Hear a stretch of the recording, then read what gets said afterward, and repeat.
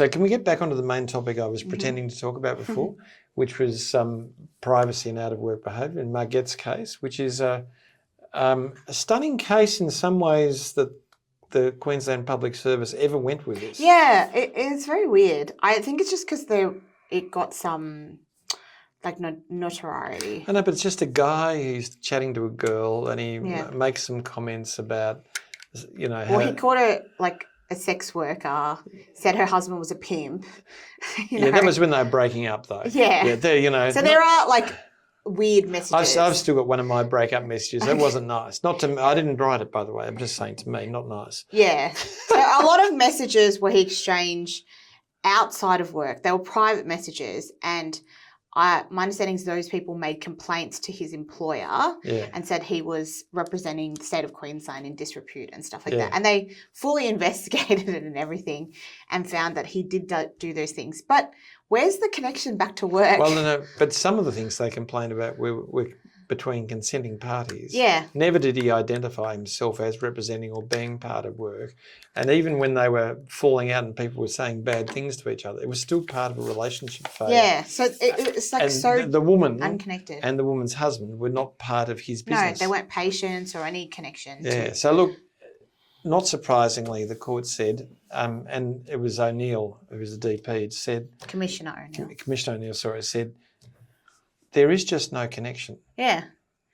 So I don't think that this case goes against existing law. It's just clarifying it. Yeah. Because when you look at Rose and Telstra, there are very specific rules as to when out-of-hours conduct is applicable. Yeah. And in this case, there was just no link whatsoever.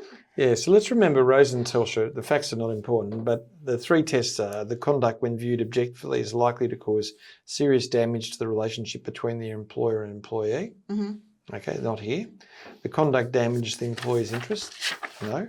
The conduct is incompatible with the employee's duties as an employee. Now, we saw Hunt and Camellia, which was an Indigenous association where a guy who...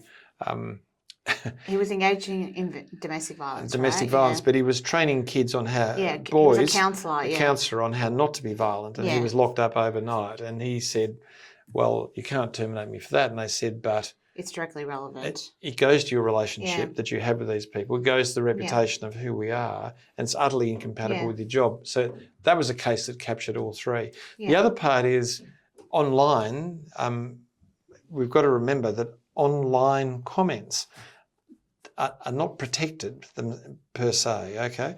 Now remember, if you say online, I think Anthony Albanese is a great guy and your employer happens to be a Liberal guy who hates him, it's not a workplace right you've asserted. No. You've just made a public interest comment about your feelings, okay?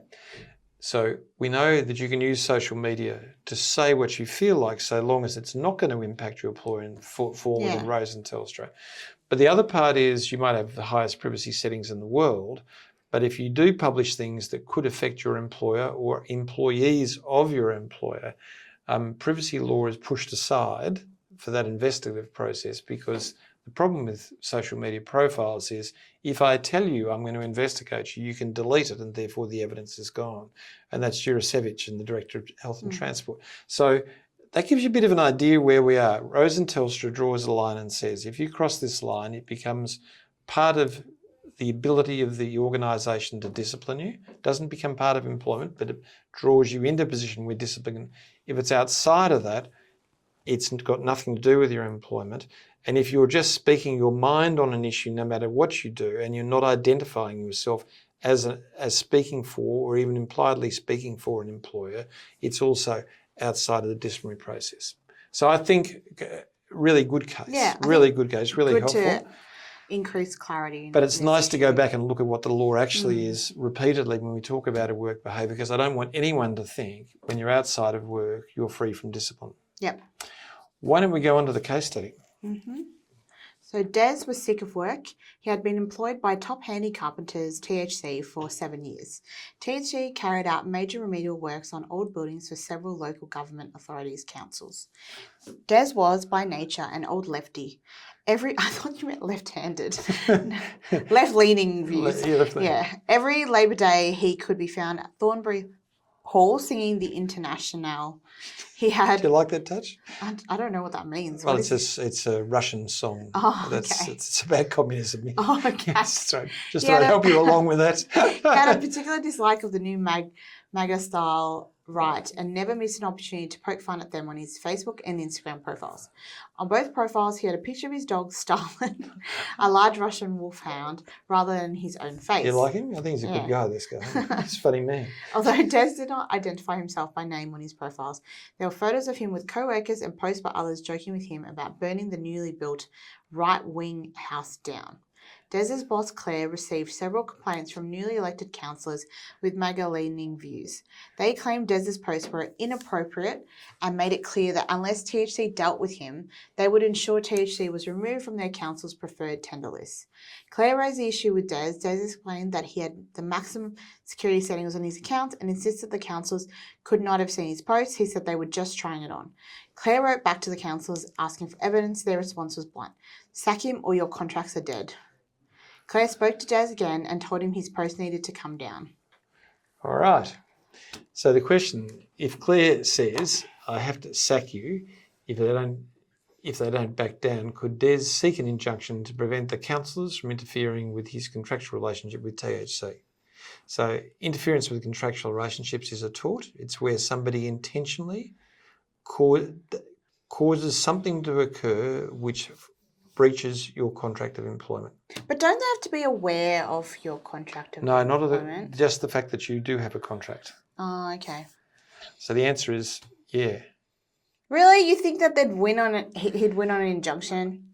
I think for these comments. All he has to show is an arguable case, and if he has the things they've said and emails and things that show that they are, and that he's been told he will be sacked because of it, he can then bring it. But he would never do that because it would cost him $60,000. Yeah, no, and also the council will just get rid of them anyway. Well, council can't get rid of the councillors, unfortunately. No, as in wouldn't have them because they're causing reputational damage. Yeah. Anyway. Okay, I didn't think they would be able to succeed. I think it's a good argument. It's good fun anyway. Is Des posting about political persuasions on his personal social media profiles a workplace right? Well, I think it depends because generally no, but there is under the discrimination provisions political opinion, but you'd have to take the adverse action because of that. So him simply posting is not enough. Yeah. It'd have to be she's terminating him specifically because of that. Yeah. So I think there's a possibility of a workplace right. Okay, can Claire require Des to give access to or allow a review of his posts as part of an investigation? Yeah, I think so. To ask for it. You can ask for it, but it's private. Yes, but if it's of the privacy settings where people can get access to it. Although he's like, I've got the maximum security so they don't know. Clearly, people are upset from somewhere. Well, that's right. So it is accessible. Yeah, so she can give him a lawful and reasonable direction to disclose it. Yeah. And if she's already got copies and he says, there's none there, then you've got dishonesty. So dishonesty, yeah. If the post revealed criticisms of existing councillors at councils for whom 2HC performs work, they constitute misconduct under Rose and Telstra. So it's out of hours conduct, but there is a connection to the workplace. Yeah, conduct that damages the employee's interests. So and reputation of the business. So yes, they can.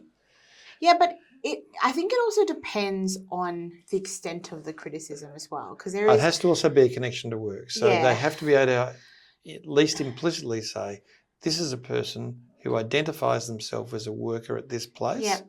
So here we don't know the evidence. He doesn't. He's Russian wolfhound. Stalin is there. Yeah. But he does correspond with work colleagues who do identify him at workplace. Yep. And also, I think it depends on what specifically he says because public figures like councillors, remember we looked into this, there is a certain level where they are expected to just deal with criticism if it's transparent and fair, but it can't be like verbal abuse or targeting at them specifically for things.